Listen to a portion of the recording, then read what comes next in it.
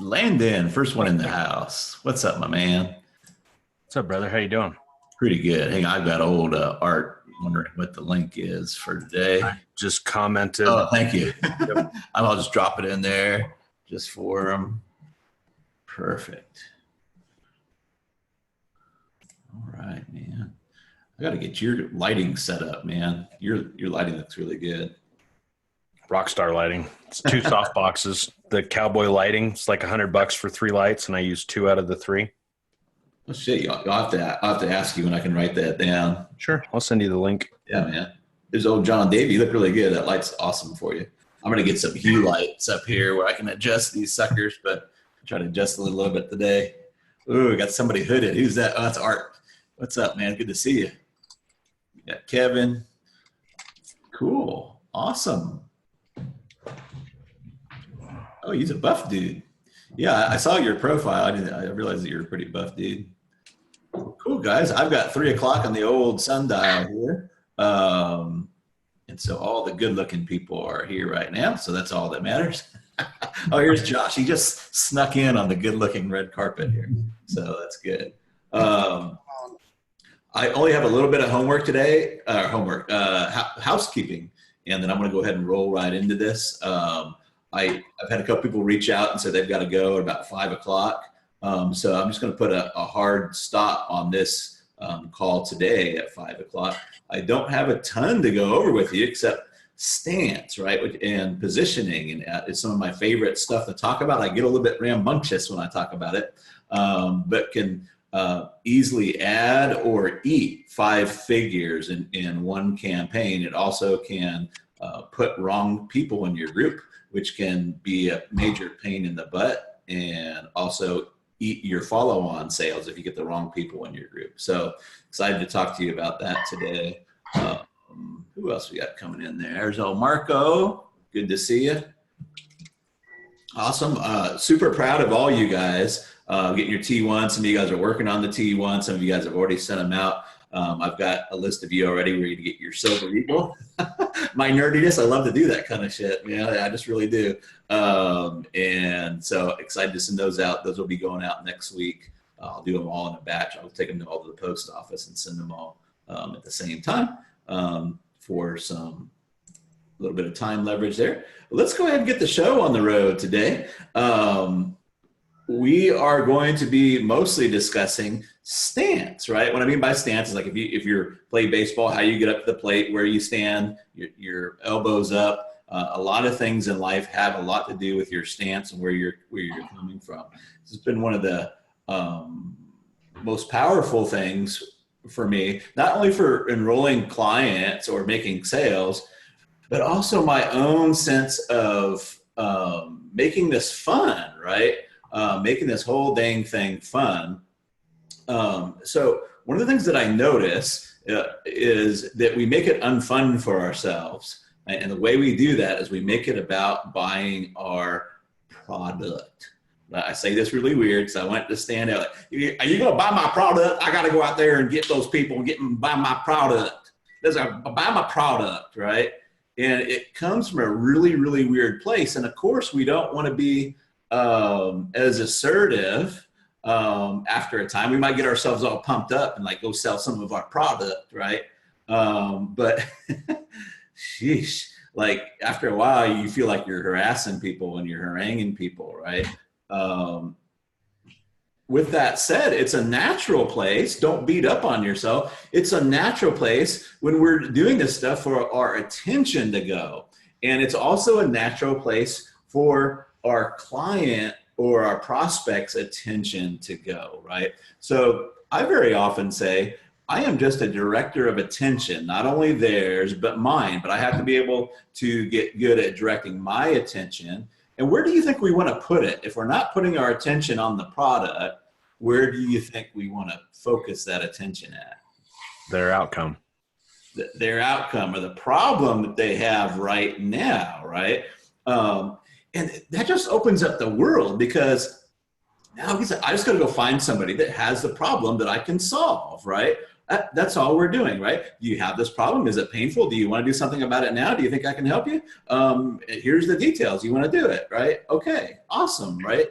Um, but if we're like, hey, I got this really great product, right? We're going to get all kinds of pushback, right? And even when we start out with the problem, they'll have a tendency for their focus to go back to the product, right? Which is natural. We always want to be swinging the pendulum back to the problem, right? So it's a major part of the stance. And again, it's for them, it's for us, right? I never really get worn out like doing my tapping or sales calls. I'm just like looking for people that have problems. And I'm always excited when, hey, there's somebody there that I know I can help, right?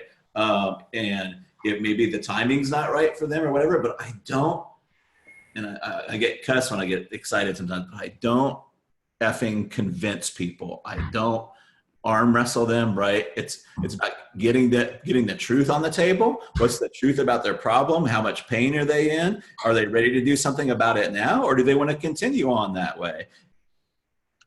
Very little to do with me, right? And do they see me as having the solution for them? If they have other alternatives, we'll talk a little bit about that. That's awesome, right?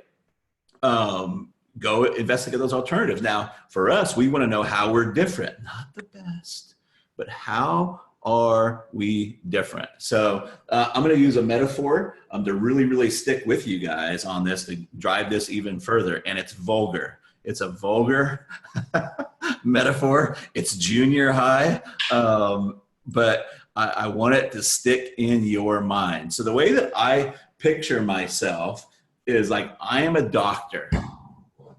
And all I do is see guys that have their left testicle swollen up like a damn grapefruit, man. I don't do right testicles. I don't do knees. It's just left freaking testicles, man. That's what I do. I'm a left testicle doctor, right? And I've got a line of men, hopefully men, out my door, right? Sometimes in this politically correct thing, I never know I got a line of people out my door, right? And that's all I do, right? Is I just fix swollen up big left testicles, right? So when somebody comes in, right, I'm like, what seems to be the problem today? And usually it's like, man, doc, it's a little bit embarrassing, but like my testicle is like swollen up, man. It's like, man, I'm sorry to hear that. How long has it been doing that? Like, is it particularly sensitive when you're walking or when you're running? Oh yeah, absolutely. Like, what size is it? Right, man, it's about the size of a baseball now. Okay. Right.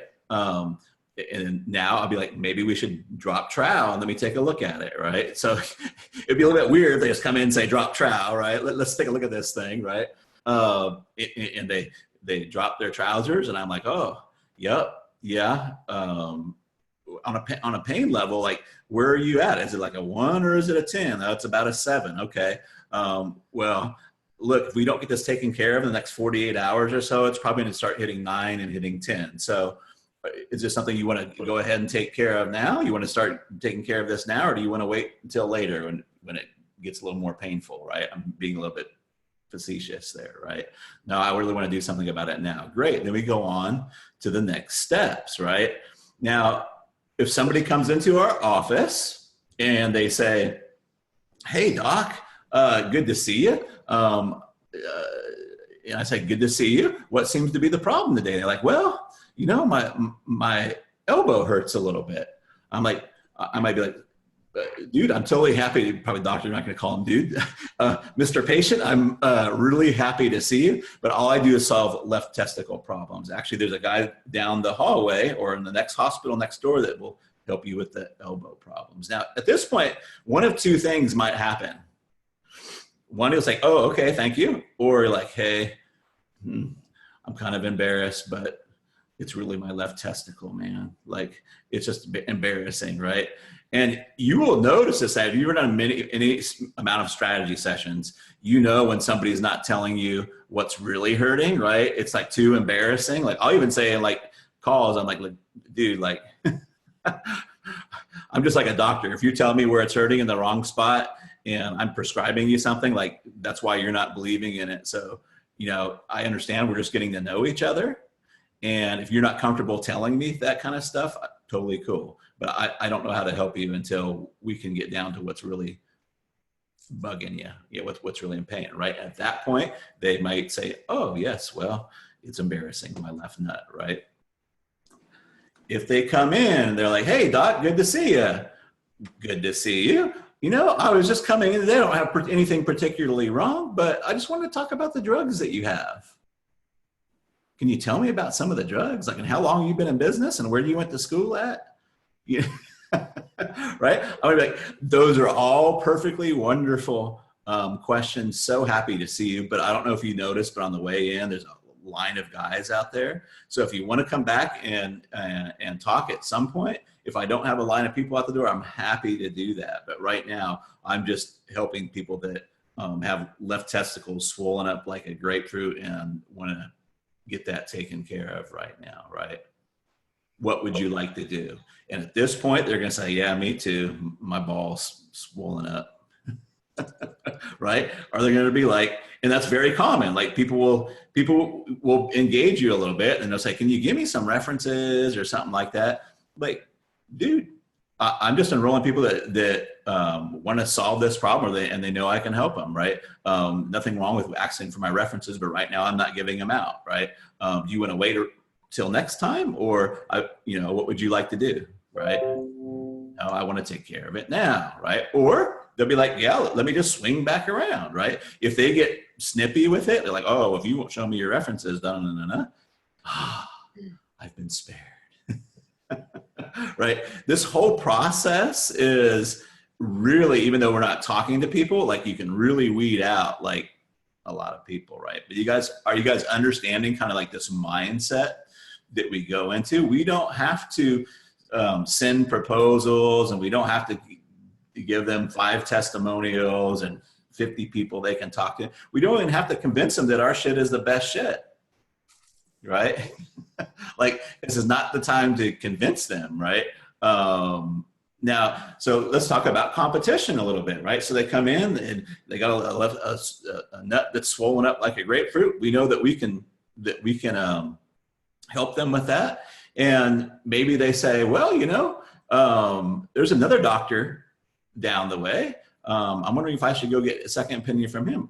That's totally fine. Now, if you know some data, like, who are you going to go see? I'm going to go see Dr. Smith. Dr. Smith is a really great guy, but correct me if I'm wrong, but he's a knee doctor. Yeah, he is, but I want to get him to look at my left testicle. Okay.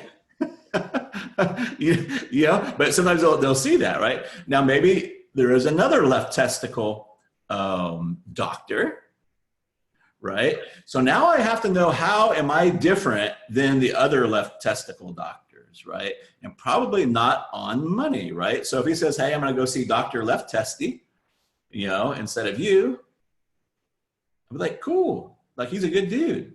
Like, the only really difference that we have is that he has a procedure where he just gives you a local anesthetic, and it's a little less expensive, but you'll probably feel some of the pain. I knock people completely out, right? It's a little bit more expensive, but you're not completely out. Most men would rather be just knocked out if you're going to be working around that area, especially when it's that painful. Either option would be a good option. I love Dr. Left Testy. Like, what would you like to do? And he might have a question or something, right? But if you'd rather just be knocked out, you'll probably choose to see me. If he's like Mr. Tough Guy and wants to save some, time or money or whatever, you might go see Dr. Left Testy, right? So, but we have to know how we're different than the other people out there. That's on us, not on them. Now, if you try to turn this into a pissing contest, that you went to school longer than Dr. Left Testy and you're smarter, and Dr. Left Testy's getting hammered at the bar every night, like, that's probably not going to convince that guy, right? But being different is what's going to help you. Does that make sense? Let me just get a check in here. All right. Love it. Perfect. So I always try to come back to that. And you know, sometimes like we do, our attention slowly focuses over to the product, right? And we want to start like promoting our product or supporting our product or some way, right? It just, I've never seen it work very often, right? Um, Usually your people, they're going to come in, they may have one or two or three questions, right? If they are questions where they're so far off, they're like way back by the drive, just tell them, hey, I'm not ready to help you yet, or I don't think I'm the guy for you yet. Don't put it on them. Like, hey, if you're really serious about curing your left testicle, like you'd get in here today, right? That's not for you, right?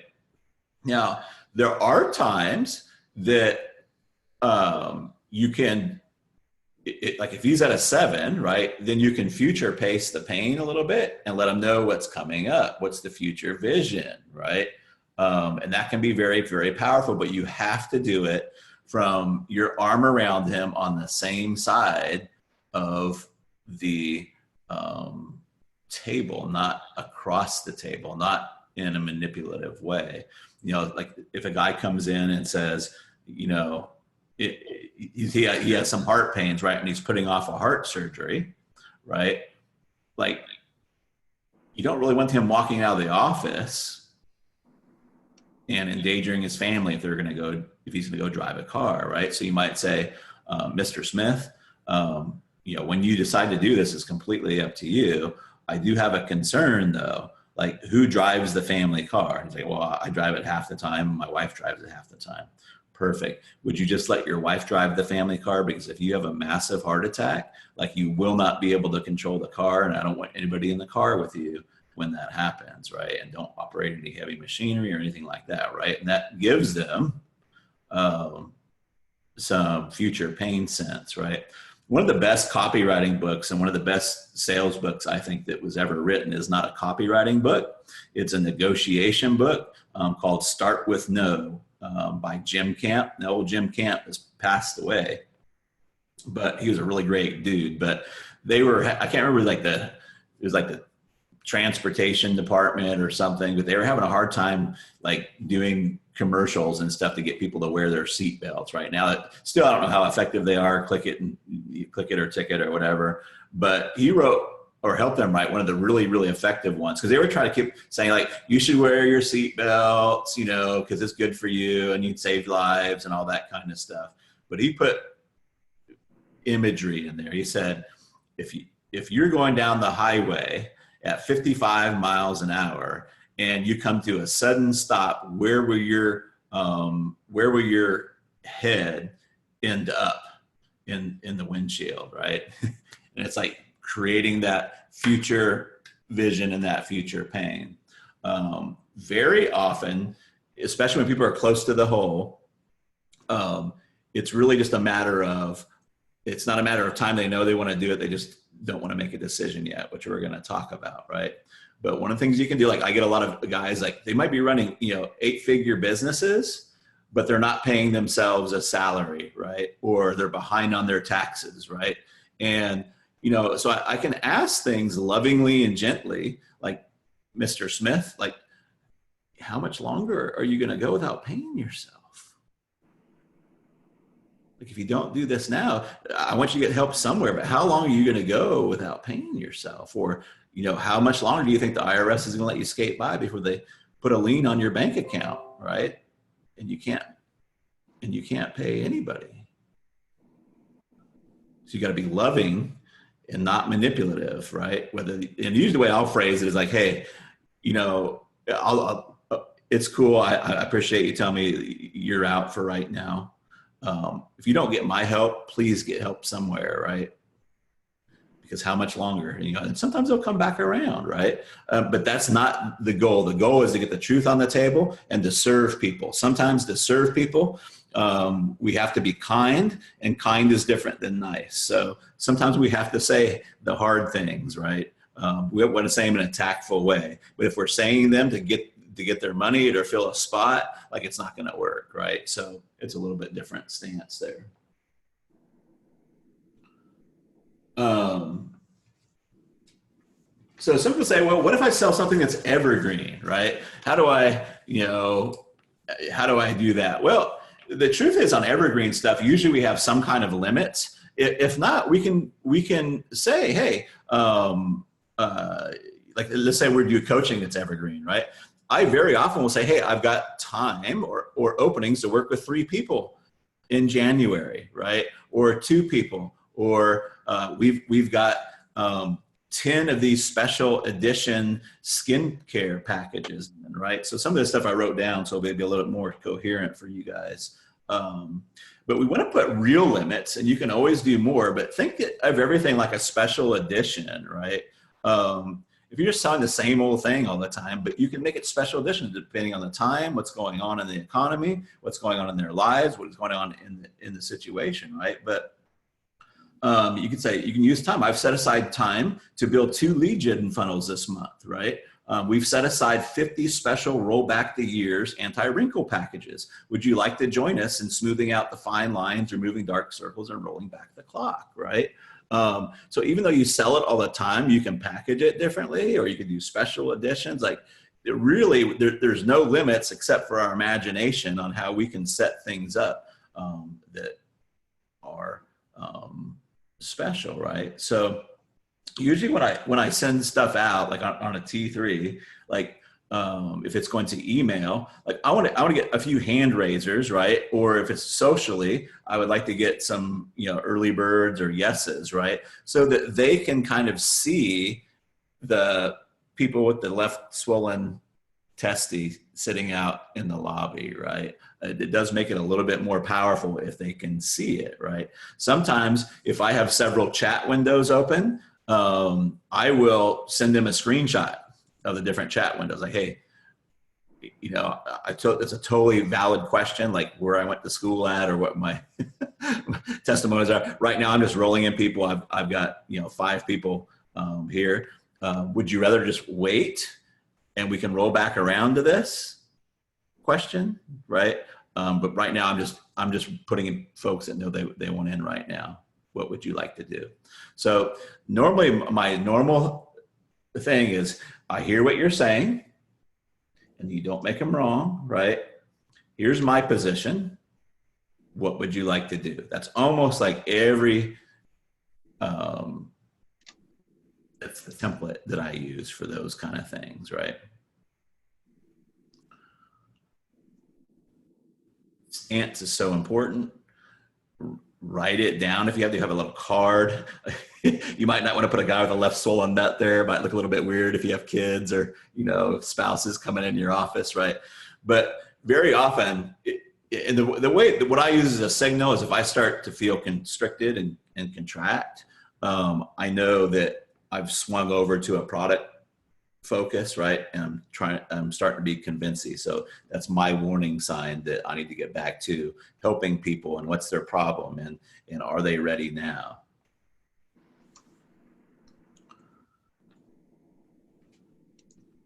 So let's talk about something that's been really, really useful. When I started doing T3s just for my audience, at the very end of the T3, it says, don't send me any money now.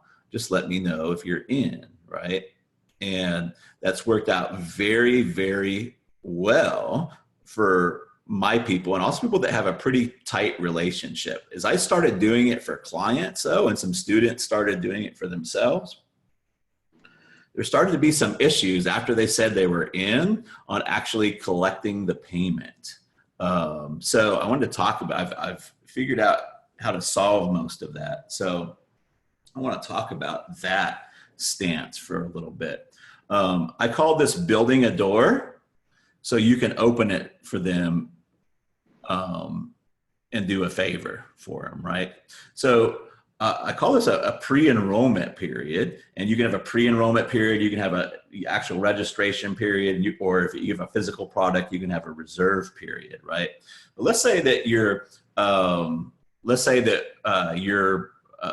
offering is $5,000, right? What I would recommend is in the T3 or whatever the initial that tap is, that you make it $6,000 or something over what you want, or have a bonus that you don't talk about in the T3, because here's how it works. So let's say Landon reaches out and he says, hey dude, I'm in. I'm like, awesome, man. I'm totally thrilled to have you in here. Look, right now we're in the pre-enrollment phase. If you'd like to go ahead and pre-enroll, I can save you $1,000. Would you like me to send you the pre-enrollment link? Or I've got a special bonus. I've got Passive Cash Flow Mojo, which is a $6,000 offer. And if you want to go ahead and pre-enroll, I'm going to include that for you at no extra charge. Would you like to go ahead and pre-enroll? And now they're like, oh, that's really cool, man. Like you've just done a favor for them, right? Now, after with it, we do the same thing. We have the 100% tap, which, by the way, we use the 100% tap in every situation now. I used to tell my tappers only to use it like if you weren't sure, like if they weren't 100% sure. But what I realized looking at so many different sales things is the only people that would have problems with the 100% tap, if they got bent out of shape over it, were jerks. And they never came in anyways. The people that are cool with it, it's not a problem, right? I learned doing face-to-face selling when somebody would say, yeah, I want to go ahead and put this POS system in. My boss used to kick me under the table. He's an old 80s style seller. I'd be like, great. Look, are you sure this is what you want to do? Right?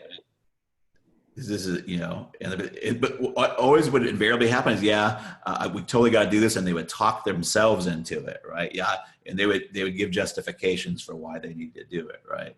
And then, the deal's solid. Right. One of my fellow sales guys, he's one of my best friends. His name's Randy. He's like, how do you ask for the check? I'm like, what do you mean? How do I ask for the check? Like, I say, I need a check made out the turnkey business systems for 30 grand, right? Or whatever. And he's like, really? It's that easy? I'm like, well, tell me what. He's like, he's using it as a close, right? Hey, would you rather pay by cash, or a check, or are you going to put it on the deposit on a credit card? No, I already know they want to do the deal. So it's never an issue for me asking for the money, right? So we always use the 100% tap. So it would go,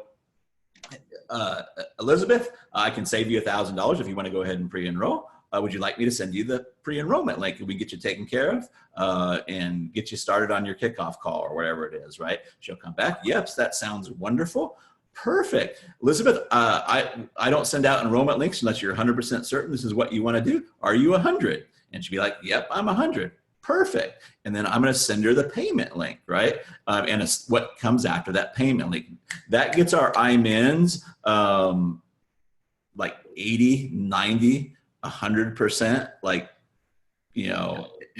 especially if they're doing the 100. If they say I'm 100, like you're going to get that almost. I can't think of too many times, except when they're like, oh, I got to move some money around, right? And they can't get that money moved around, right? So it almost always comes in if you get that 100% tap.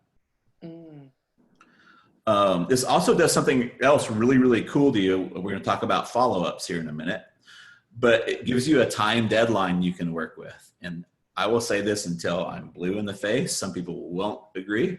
But I use time deadlines because what I have understood about human nature is people, and I'm going to be vulgar and loud about this, people absolutely effing hate, loathe making a decision. And the bigger the amount is, the more they will put off that decision. And nothing works better than a time deadline. And I joke about this when people come over to the house. I say, bonuses don't work as well. I said, I could give them my wife for a weekend as a bonus, and she still wouldn't beat the time deadline, right? So you tell a little bit passionate about that, right? So it gives you a time deadline. So if you're in pre-enrollment period, right, and then you have a time deadline. You can start now. We're starting official enrollment. Anybody that you send out the T3s to but haven't responded back, now you can say, John, we're going to be starting official enrollment Monday morning. If you'd like to go ahead and enroll now, and we're going to swing the pendulum back to whatever they want to do. So you can start bringing in that passive cash flow, or so you can, start getting rid of those crow's feet or whatever. I can save you $1,000 or $500. Just let me know what you'd like to do, right? So now we have a time deadline we can work with, right? Which makes it really, really cool as well, right? Sometimes we'll fill up our spots where we don't have to use those, right? But it's helpful to have that so they know you're in pre-enrollment. That sets things up pretty nicely for you. Hey, Trev. Hey, yeah. What about, do you ever offer financing? If someone really wants to be on board, but they just flat out don't have the cash liquid at that moment?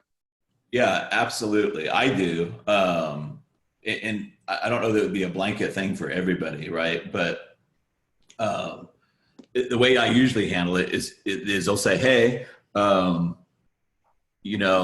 really want to do this, but I just can't figure out how to make the capital work. So usually what I'll say is, let's push that money aside for a minute, right? Because it's old isolate the objection thing. Let's push the money aside for a minute, right? Do you feel like, this will, you'll say this will solve your problem, but do you think like, the tapping is going to get you off the phone and get you to sell the $2,000 items, whatever, right? Whatever it is that they want to do. Yeah, I totally think you can do that, right? You want to make it safe. It's totally okay if there's something else other than this, right? But let's have a conversation about that now if you're open to it.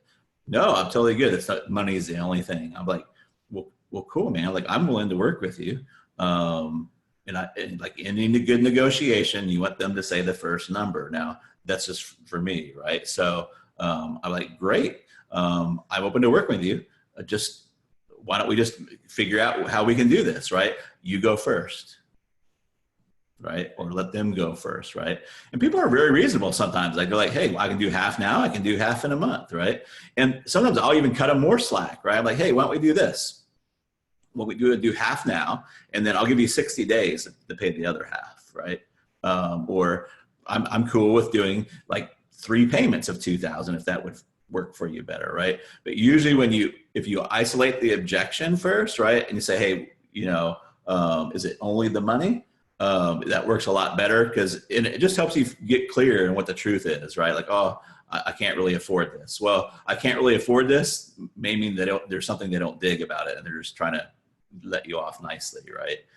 So I usually isolate it, but yeah, I'm happy to do financing on my stuff, and I'm all about recurring cash flow, man. I love setting up annuities, right? I don't like setting up for super long beyond the course, right? But I'm all for setting those kind of things up. When I heard you put it in those terms, I don't remember which call it was on. It was one of the videos you dropped in the group. You like setting up annuities. Like MRR totally makes sense to me. It always has, but like it clicked. Oh, good. I love that. If you guys don't know by now, like I say this probably every class at least one time, but I went on my tombstone, made the light come on, right? My favorite thing to do is just to see insight, and when something clicks with somebody, that's the best compliment you can give me. So let's talk about follow-up for a little bit. I don't necessarily need you guys to bite off everything I'm about to put in your mouth right now, but I believe that, like, if you have 15 spots you want to fill, how long should a campaign be? Like, I guess, how long should a campaign be? Until you fill your 15 spots. That's how long your campaign should be. Now, there's some like if it's just if it's going off the rails, right, and the offer's out of alignment, obviously we're not going to be obtuse about it, right? But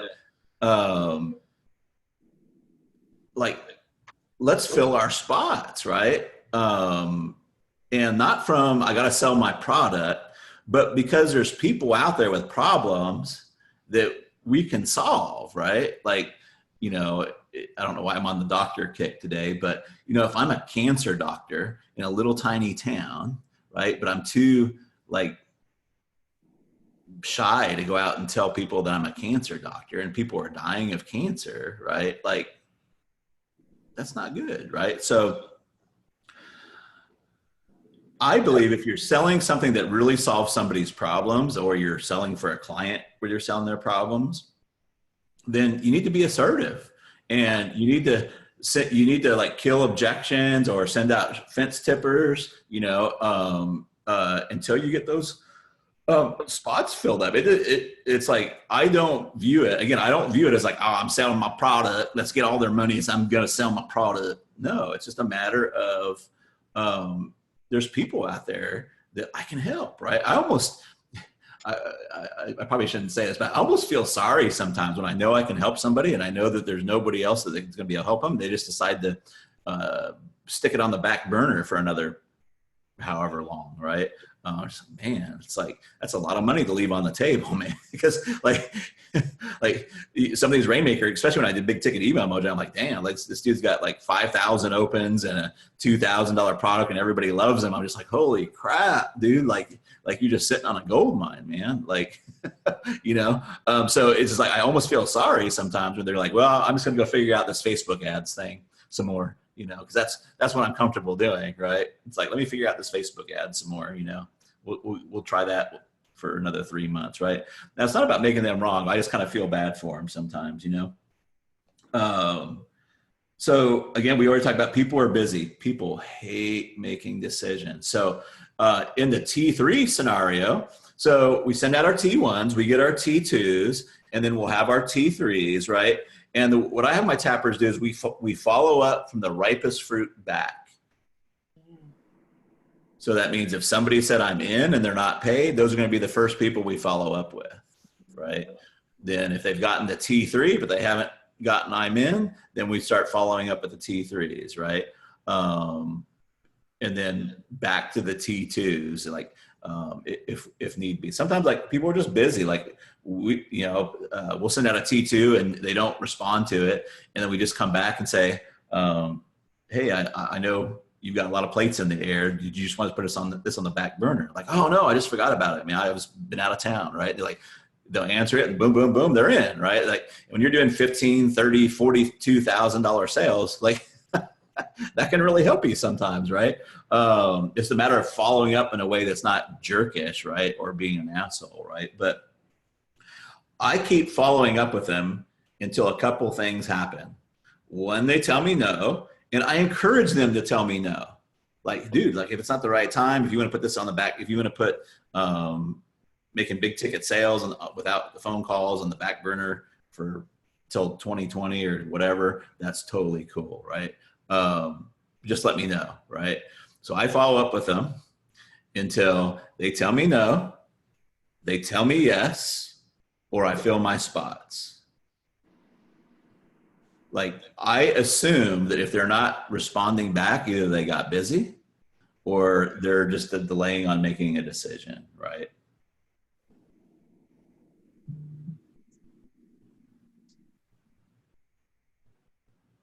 Now, you always have the other alternative of sending another T1, right? You can always send another T1. And sometimes the T1s are really meant more for the people that are on the fence than the actual people that you're sending them to.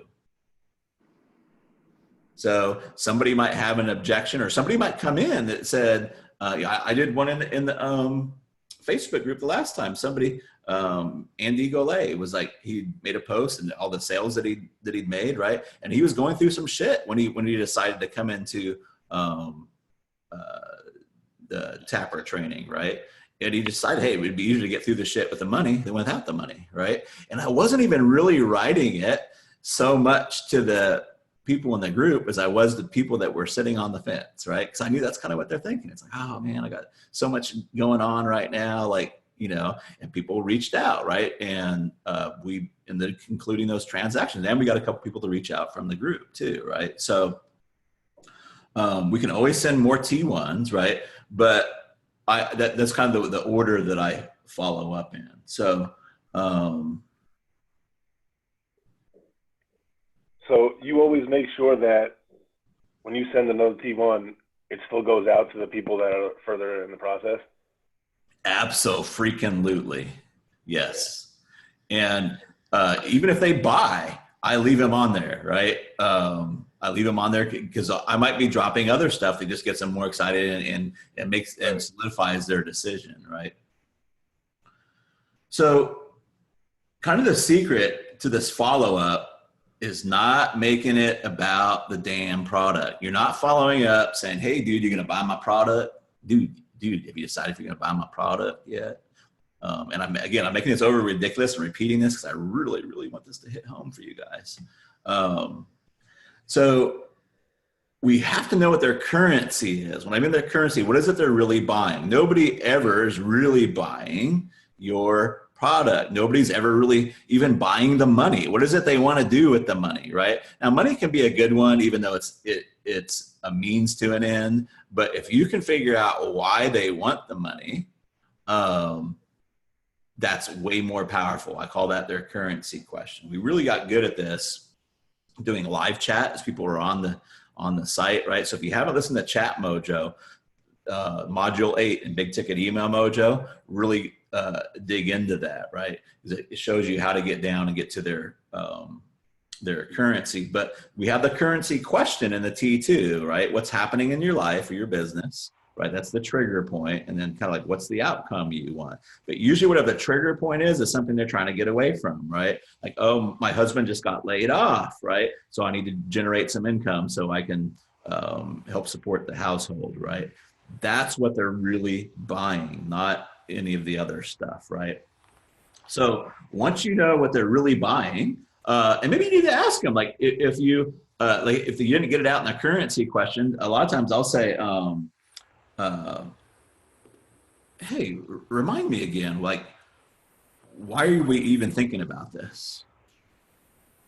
Well, no, right? Bring them back to the problem. If we know what the problem is, an alternative question may be, remind me, what's important to you about bringing these sales in without the telephone, right? And it could be something like, hey, Elizabeth, like, my little girl's sitting outside the door, laying outside the door while I'm on these strategy sessions, right? But it helps it dial back to them. What is it they're really doing, right? So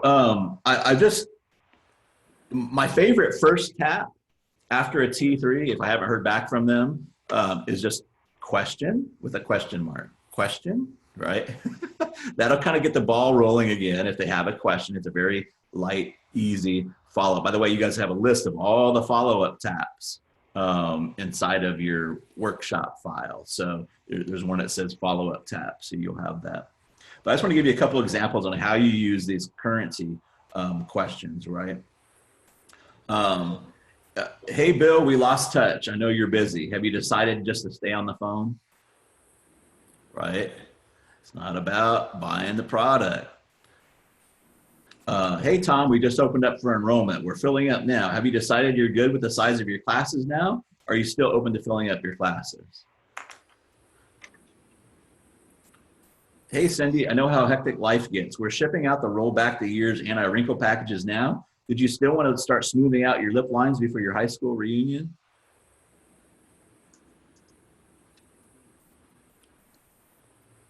Tom, I know you're packing for your trip to Mexico. So they'll tell you, like, oh my gosh, I'm packing the, they'll tell you what's going on, right? Tom, I know you're packing for your trip to Mexico. Have you decided to put getting leads for your salespeople on the back burner? I believe that was a real one that we used at one point, which trying to get leads for salespeople, right?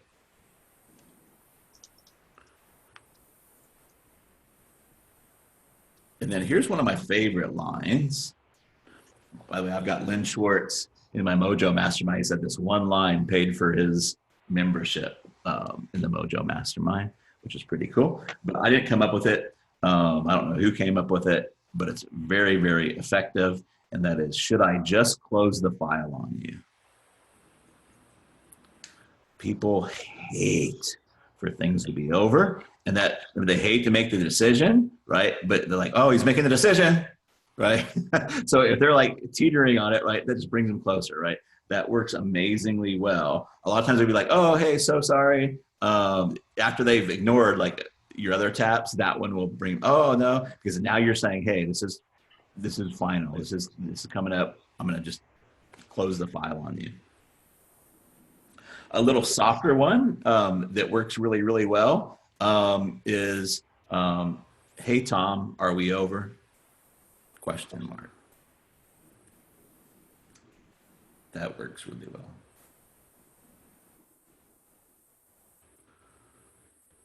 Hey, Travis. Hey, How you doing? good. Can we take a quick step back? Because before the follow-up, you were talking about how you wrap up the T3, and we've talked about with my offer doing a 5K refundable deposit. And I had Casey helping me out with the copy.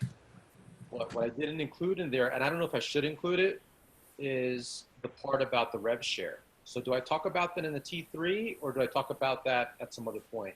Well, I've closed a couple deals just tapping, but most of the time I get them most of the way there, and then I get on a phone call or Zoom to wrap up those details. Not because they can't be closed, but because we're going to be talking about 6 figures in payments coming towards me. Right. But with that said, like I don't think you want to say 30 to 50%, because as soon as you say that, like now, if you go anything above 30%, like they're going to feel like they got gypped. Right. So what I would say, we do it on a rev share basis. And usually I can get you enough position your product enough where my services don't cost you anything. And that's a true statement. I can't do it all the time, but most of them I can position it where my services don't cost you anything, even though I'm getting a rev share.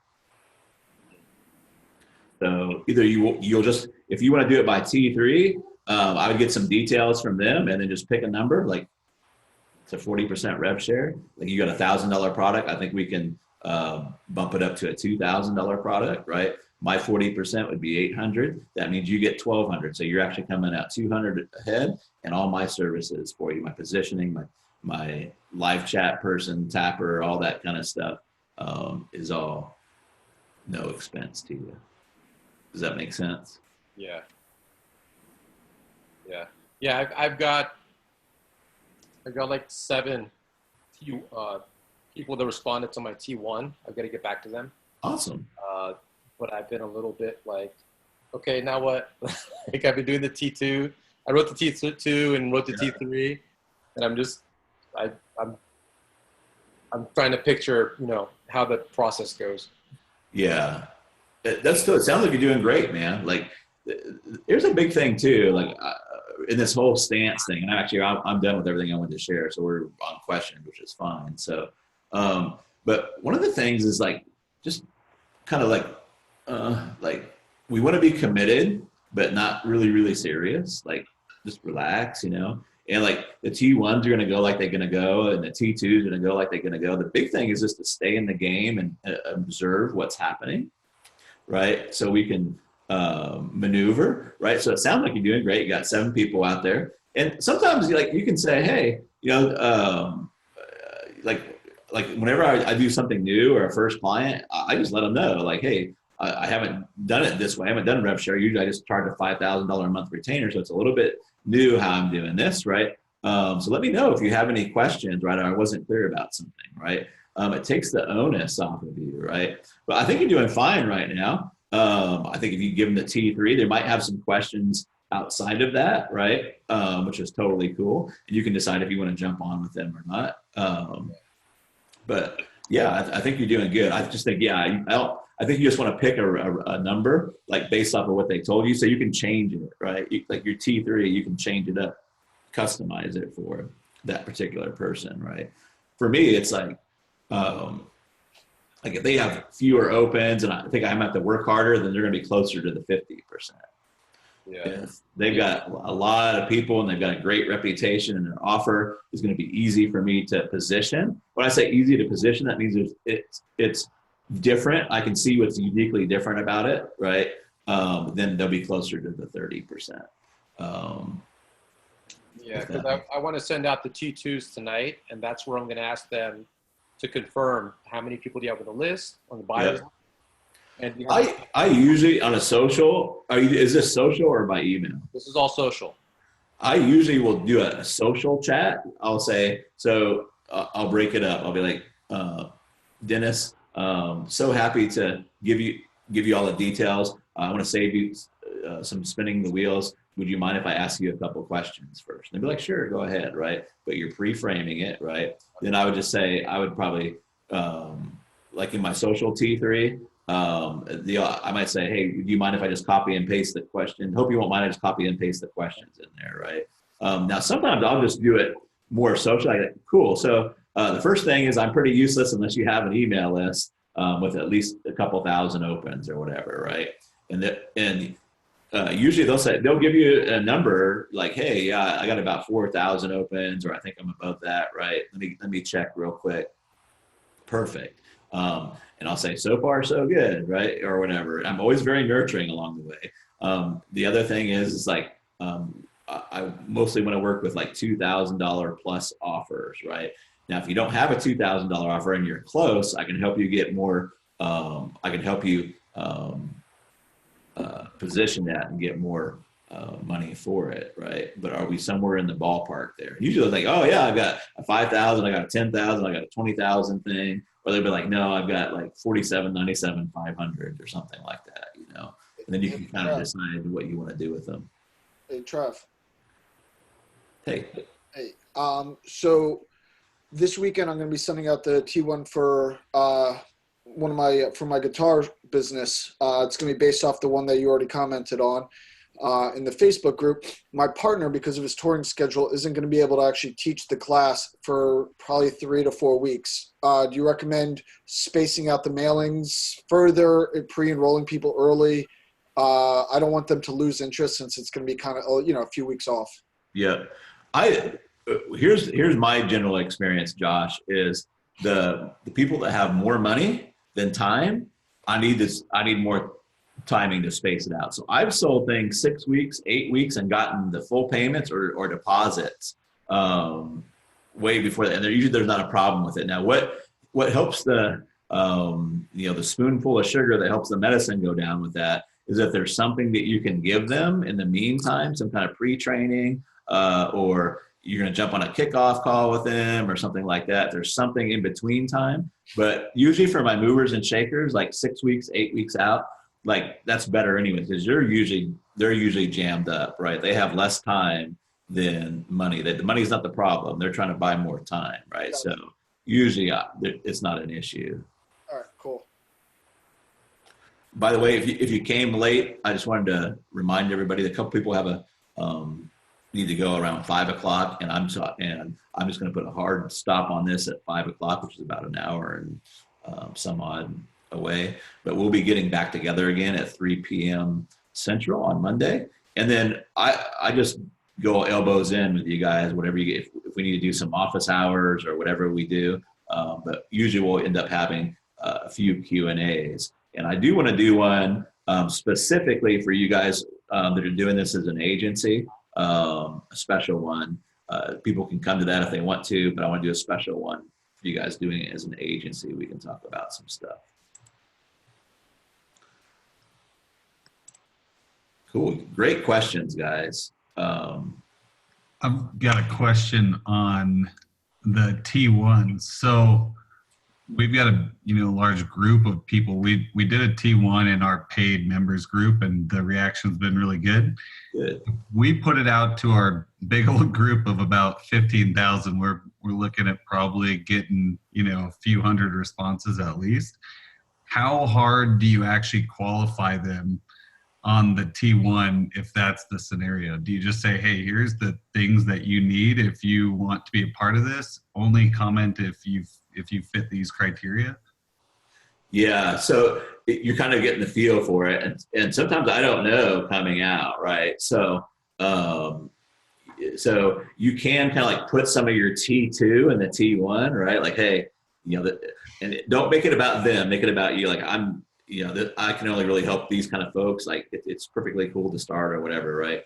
Mhm. So, but sometimes you don't know, right? And sometimes you can put more details in, but you're going to suppress your response. And sometimes you want to do that, give them a really big list, right?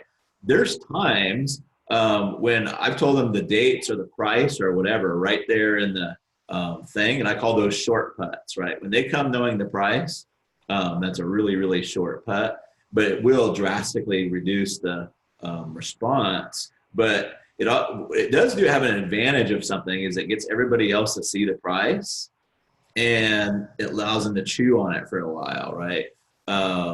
And so you can still T1 after that, right? And those people will come back a little bit more qualified. So it is like my grandpa said, you learn a lot in life about learning how to flip a hot cake, right, or a pancake, because we used to do pancake breakfast every Sunday morning with the kids. But if you flip the pancake too hard, right, it ends up out of the pan. If you don't do it hard enough, like it kind of flops over. So there is a little bit of just like, hey, what kind of availability do I have, or do my tappers have, and how are we going to tighten this down or let it flow through a little bit more, right? So you get the same issue sometimes with your T2s. Like most of the time with your T2s, like I try to shoot for about a 50% right off the bat, like qualification, unless I know I'm being really, really tough there, right? But most of the time people that don't respond back from the T2s is because they feel like they don't qualify and they're just too embarrassed to say something. So like if you only get like 10% of the people on the T2s, that might be okay, but probably it's an issue with your T1 that you need to tighten it up before they come in. Sometimes you just want to, wow, maybe I don't have to have this qualification to have this success, right? So we had a client that teaches people how to do $1 million a year Amazon businesses, but he only wanted people that weren't newbies, right? He didn't want to teach them how to like set up the account and all that kind of stuff, right? So we said, what's the thing that we could tell, right? He's like, well, if they're making sales every day, like how many sales? Let's say 20, right? So we put 20 in there. I can't remember the numbers, but we weren't getting a lot of qualifiers, right? So I went back to the client and said, hey, if they were only doing 10 sales, do you think they would still qualify for this program? He's like, yeah, I think so. So we lowered it down to 10 and got more people through there. So sometimes you kind of get it going, tweak it as you go. But what I love about it is that once you have it tweaked, once you have your T3 rocking, now you have a marketing asset that you just can do over and over and over again with very little work. Like once your T3 is working and you got the process down, you just run that shit over, and it's great because like not everybody's going to see a webinar, right? So one people that are interested are raising their hands, right? And they're only seeing all the details, that particular time, so that's a really good question. It's just a matter of, do I give them more details? Do I give some more qualifications, right?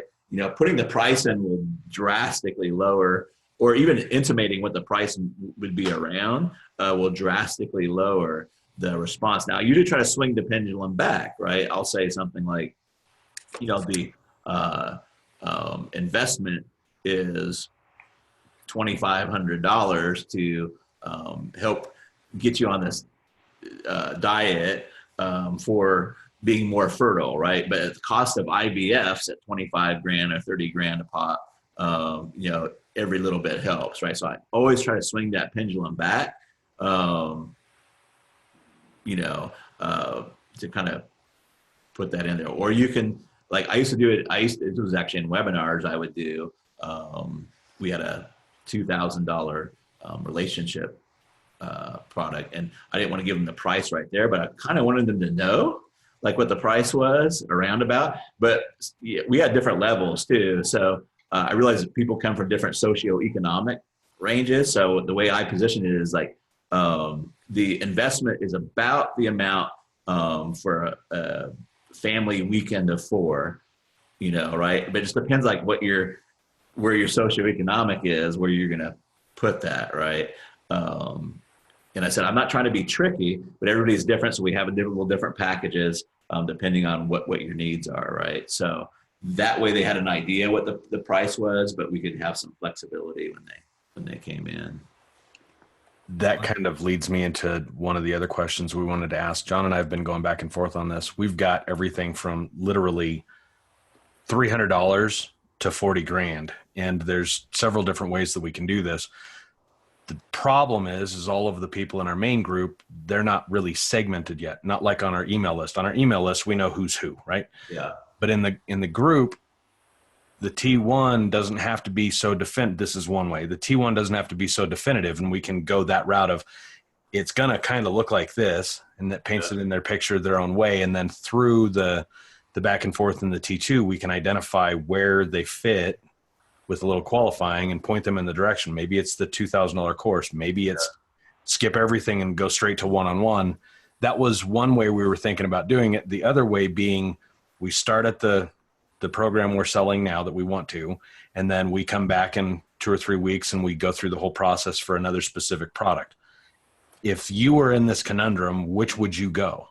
Well, I like both of those, and I don't think there's probably one that's better than the other. But I think, like, if you're when you send a T2, like they're going to be in 2 categories, you can just have 2 separate T3s depending on which way they go, right?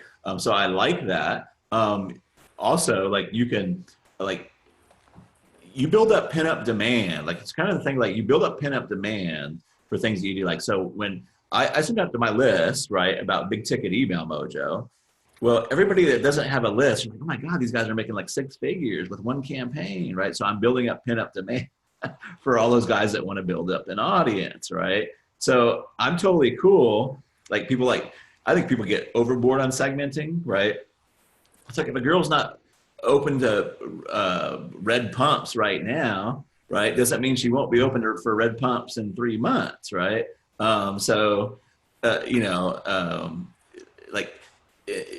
when you write subject lines or the posts are very, very specific, like people don't get mad. You know, if I say, hey, only open, you know, if I say open if you have 1,000 opens or more, right?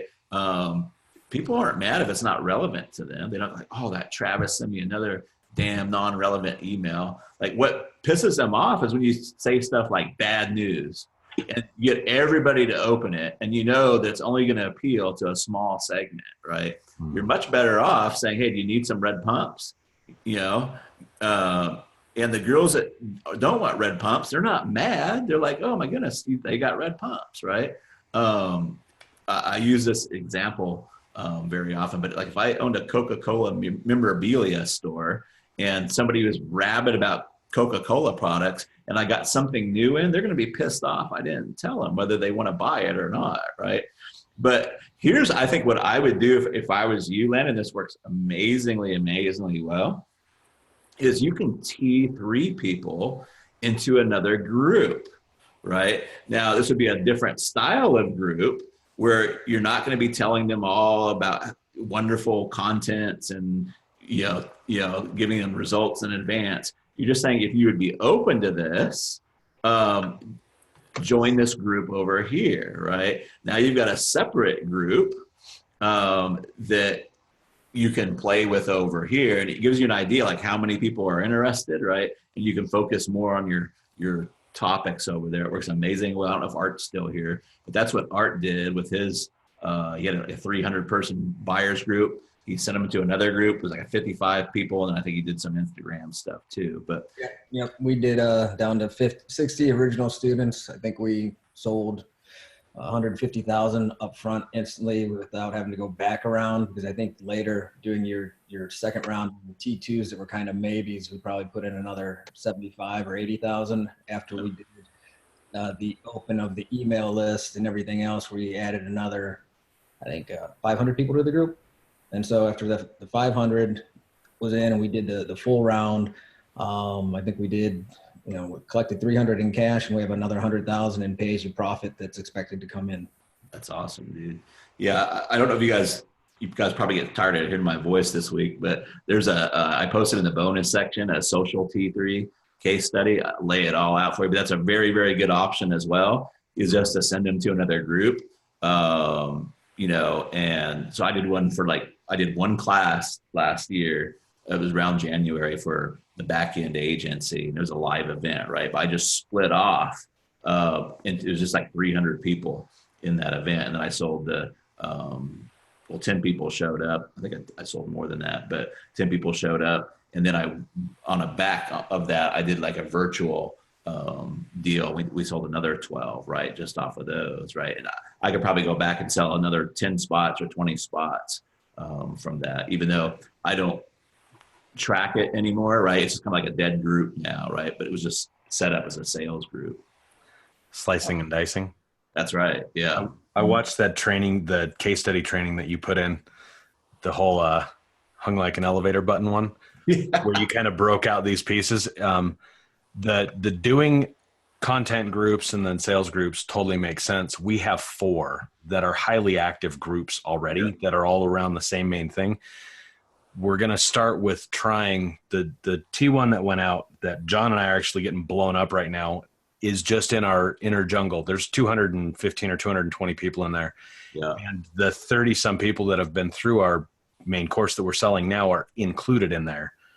So that group really is designed and set up to upsell them. We do content and it's, you know, branding and all of that, but we're kind of doing this group that way, but it might make sense to do like a completely separate group where it's like, well, I think your innoism's on. Get something out there that's simple, and you might have to like, you know, do more tapping than you thought or whatever. But you can also go pick and choose, right? You can, you know, you just go pick the ones that you want to work with, right?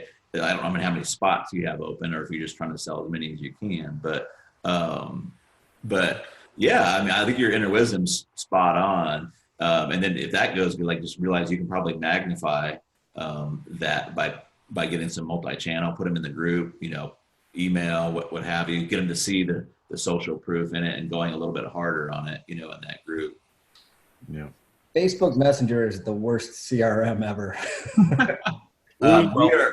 We are, I've got beta we're doing, I call it beta, right? But some of you guys came in on this, but we started using the Facebook page messenger, much better CRM. And now you can have your tapper use that, because you can just make them, it's not called tapping abilities, but you can just allow them to use that, right? So like some of you guys, like I had Vinny, one of my tappers, like give out the T2s and stuff like that, right? But much better. And you actually you can do done, you can tag stuff, you can, it's a little bit better. But yeah, it gets pretty wicked trying to do the Facebook message. I used keywords throughout it to kind of segment it so I can go and search for a keyword so I knew where they were in the T1, T2, T3 process. Yeah. Follow up later, so I can just hit that and go, everyone that's got that keyword, I should at least check and see if I should follow up with them again. Yeah. And the same thing with you is I developed a bot with tagging, and it's attached to Slack, so someone else can control everything, not have any involvement within my actual bot. So yeah, I learned my lesson, but I had to do it once the real way. By the way, I've arm wrestled Art into, if we can get a time together, probably gonna be next week. But I'm going to interview him about what he did on his social. I thought you guys, and he's gracious enough to say anything. Yep. I do have a question though on your original course. You showed that example of the low paying month-to-month SaaS, or I think he sold for like 120 at 97 a month or something. Are we go over in that, or is it the exact same philosophy? Is there something else that you did with that? Yeah, it's pretty much the same philosophy, but the way you get really successful at selling continuity, because it's the same thing, is understanding how to slice and dice. Yeah. You know, red shoes, like if you're selling a shoe service, it's red shoes one day, blue shoes the next day, you know, and you slice out, you get the whole pie. So what I'm going to do is, so we've got the Silver Eagle kind of the contest going on Yeah. till Monday at 3 p.m. Right after that, and you guys will be included. If you got the Silver Eagle, you get this too. But I've got a course called Passive Cash Flow Mojo, which is a $6,000 course, and I'm just going to comp you guys into that. I don't want you guys to listen to it now because you guys got I don't want to like overload you, right? But we can talk about some continuity stuff. But the big thing about continuity, in any offer really, like somebody asked me, how do you sell the same offer for years? Like I'm making up. I sold for years. Girl Gets Ring for years, right? I sell my same stuff for years. And it's understanding it's about problems, not product. I just say I'm a screwdriver, man. I'm just a tool. And I'll just talk about the different things, right? That they do with the tools, right? And some people will, the dominoes will fall in, and then the next people, right? But that's kind of how you do the continuity is kind of a Sports Illustrated manner too. You can put some bonuses in there, so you end up selling the bonus more than you're selling the continuity. Yeah, you went out in one of your videos. I go back to that every time I try and write something. It was your birdhouse example. Don't sell the tool. Don't sell the hammer. Don't sell. I have a sale. That's right. Hey, I'm building a bird nest. That always comes back to me because I have the tendency. I want to start out like you said, like, this is the last day, 50% off or something along those lines, and I stop myself and go back and reread my notes. That's exactly right. Yeah. And all the objections. See, most people are just like, they don't handle all the objections, right? And I'm not saying that when I say objections, is like the drama to that is like, if we think about it 80s style, like we have to arm wrestle people, but that's not what I'm trying to say is we just have to position, like we were talking about on the timer, right? We just have to outrun our best friend, which is whatever they're doing now or whatever's out there, right? So we don't try to convince people. We just say, here's what you're doing. Here's the time you're spending on that. Here's the things that we're seeing. Here's the time we're spending on that. Like whenever you're ready, or now's a good time because we've got this big sale going on or whatever, if that sounds good, right? But yeah, it's just about slicing and dicing those things out. Is how like we've converted like 30-40% of an entire list on the continuity. Now that was done over time, right? I was an affiliate for a continuity program. Matter of fact, I still get payments to this day. I haven't promoted it in like probably 4 years, but I think I promoted it for about 3 years straight. We did over $1 million in sales and like little $47 a month commissions, right? But just slicing and dicing. Wow. Would you still sell that with a T3 or just go from email to like an order form? Ooh, good question. So that's going to be like up to you and what kind of like where your money thermostat is. Like, for me, it wouldn't make a lot of sense. I don't like to do a lot of T3s. I'm getting worse. I don't know worse, but like, I don't even like to do T3s, like if they're under 10K now, right? So I'm usually like a 10K and above, but that's for some people like 5K is like a fantastic number, right? Or even 2K, right? So it's kind of up to you, but and how big your list is and such. So you can also run hybrids, which we can talk if you guys are interested. I've hybrided, and Yassine's really good at hybriding like the Rainmaker and the T3. So like we'll have like we'll get them all fired up, and then we'll have them reply back like on the 4th day, right? And that's the actual T1 cart opening, right? And then we'll just drop some more T1s to get them filled. But if you got the tapper staff and stuff, like the conversion rates, if you're writing solid T1s and they're qualifying correctly, like we're getting like 8%, 10% conversion rates on the T3s, right? So that's kind of what you got to look at is like, if it's a $500 product, are we getting that, on our sales page or a webinar or whatever? It might make some more sense to send them to a webinar, if it's a $500 thing, But if you got like a $5,000 thing or a 10,000 or a 25 or a 30, like you're probably not going to sell those so easy on the webinar. You're going to take them to a phone call or whatever. So. Yeah.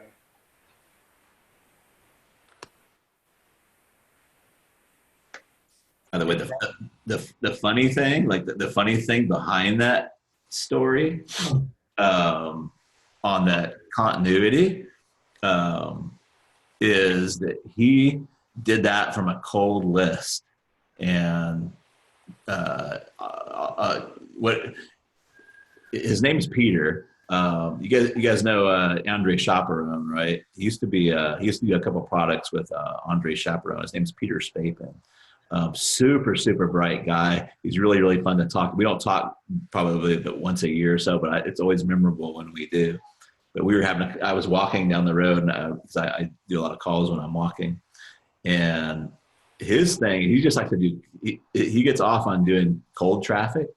So, one of the levers that we have is specificity, right? And relevance.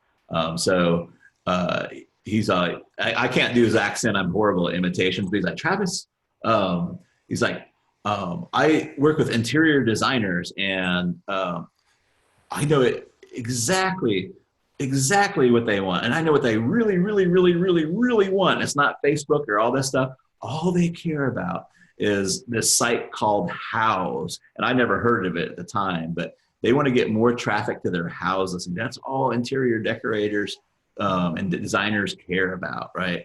So he scrapes like cold lists of interior designers, takes the T1, right? What they're really, really interested in is, hey, I may be able to help you get more traffic to your house listing. Would you be open to discussing it, right? There's like really, really like great response rates on that, right? Then he T2s them a little bit, and then he sends them the offer, which is like $197 a month done for you service to drive more traffic to their house, right? And he's like, Travis, like if they qualify, I cry if I can't convert like 25% of them, right? Like, I don't remember the exact number. It was like pretty high, right? So like, that's kind of what he was doing with that, but he really likes to load stuff up in the Mailshake and then run the T1s and T2s and T3s that way. Has anyone tried doing this with cold emails out to like smaller businesses using the T1? Yeah, absolutely. I used to have like, I feel a little braggadocious, but like, I think all the closers get all the glory, right? It's the openers, man. Like the closers work for the openers, right? So I used to have a program back in 2012. We just called it the 6-week service business. But basically, we would show some people how to get into a high-ticket service business, but broker it out, right? So the way that we got them deals was by being super specific and hyper relevant, and we just used cold email. We figured out what that market really, really wanted. I'll give you a couple examples really quick. So we had a girl that her talent was in writing. Her passion was in wine. She happened to live up in Canada, right? And there's a bunch of like 400 or 500 independent wineries up in Canada. But independent wineries work different than the big wine companies, and that mostly run through wine tastings, right? So she first started out trying to cold email, hey, I do email newsletters for wineries in Canada, right? And it didn't do very well. But once we figured out their currency, we would send them an email that said something to the effect of, hey, I help independent wineries in Canada, and we had some personalization in there too, get more people to their wine tasting. Would you be open to discussing it? We would get like 30-40% of all the cold emails that we sent out are T1s. I didn't call it a T1 at the time to respond back, right? And then we jump on phone calls with them. But yeah, it works. If you're hyper relevant and you know what they want. See, most people don't know what they want, and they start off with their product, right? Would you be interested in my product? No, they want more people to their wine tasting, right? If you know what the currency is and you know how to present that, it's really powerful. So, I started actually writing it, and as I started writing it more for the service, or at least to get a conversation about the service, I found that my mind shifted to doing a big coaching thing for them and doing a PS as the service, as a done for you thing, which really wasn't my goal, but I think that may trigger some things anyways, and bring in some people at least want to find out about both. Yeah, I mean, like sometimes there are times when you lead off with the offer. Sometimes an offer is so freaking hot that you can just lead off with it. So one of the guys in the high ticket service business that we did was helping people do webinars, right? So we picked out a niche for them. It was people that sold sales education. And so we put the list together of people that did sales education. The webinars were so hot that we just led with that. Like, hey, reaching out because I saw your sales program. It's perfect for selling on webinar. Are you using webinars right now, right?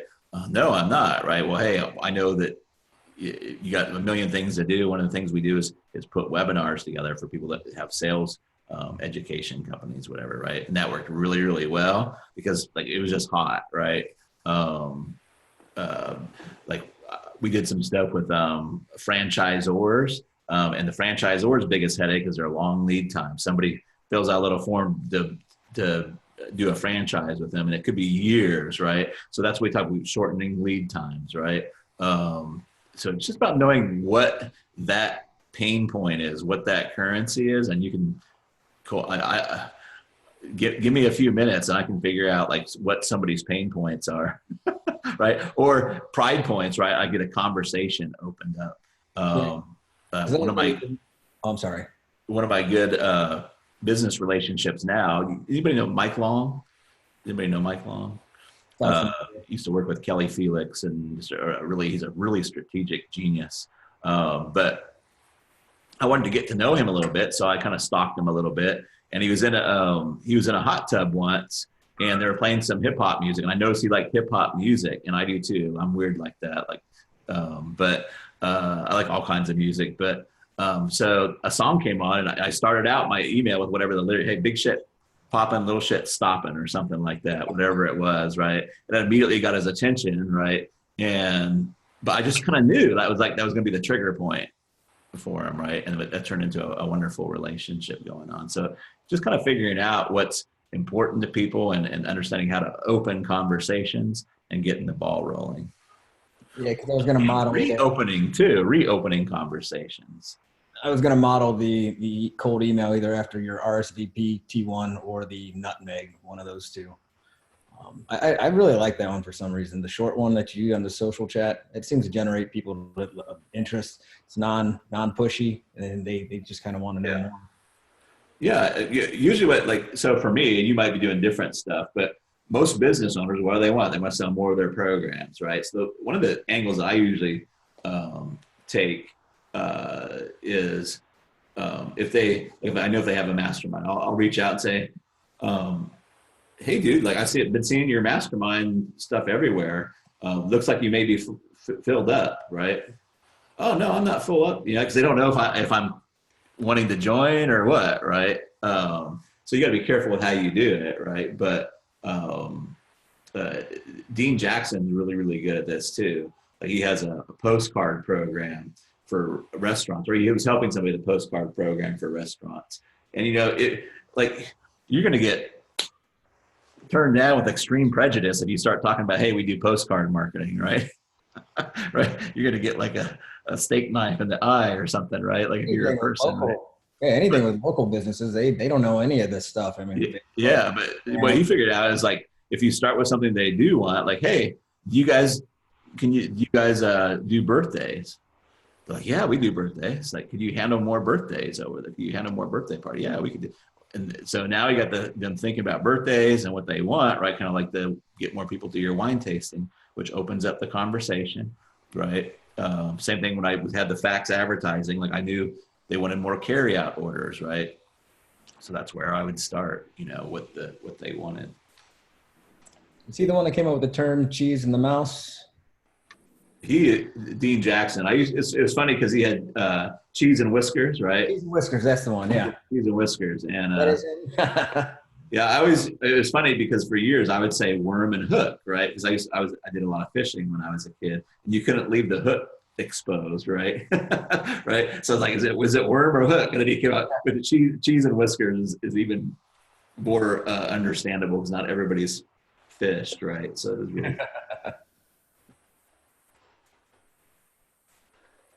awesome. Any other questions around this topic or anything else you need to brainstorm or? I have questions. Awesome. Let's see. Yeah, so you and I have talked about this mini agency model, and you suggested that I start off with the T3 campaign for my clients. Yep. Can you elaborate on what the campaign looks like? Like a little bit of a roadmap of how it works. How many emails am I sending out? Because I'm not just sending one email. There's some type of sequence. Yeah, it depends on what you're doing, like how many spots you're going to be going for, what the price points are. But usually, the real question is, I don't know.